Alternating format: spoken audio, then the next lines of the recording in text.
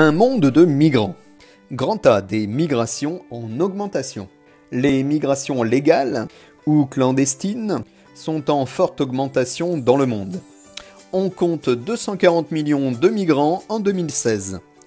Toutefois, les migrations internationales ne concernent que 3% de la population mondiale. Avec la mondialisation, toutes les régions du monde sont concernées par les migrations. Toutefois, les flux migratoires restent principalement internes aux États. Parmi les migrations internationales, les flux sud-sud entre pays en développement et les flux sud-nord d'un pays en développement vers un pays développé sont quasiment équivalents.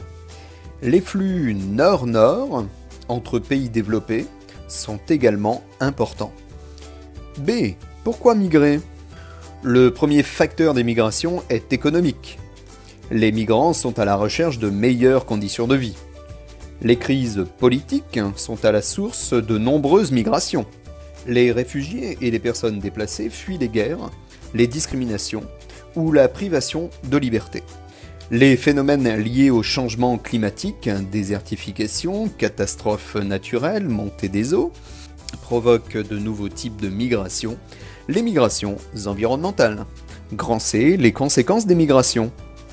Les migrants gardent souvent un lien avec leur région d'origine, ils envoient de l'argent à leurs proches et participent ainsi au développement de ces régions.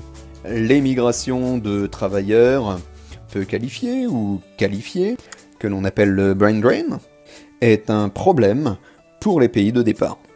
Dans les pays d'accueil, les migrants se concentrent dans les métropoles.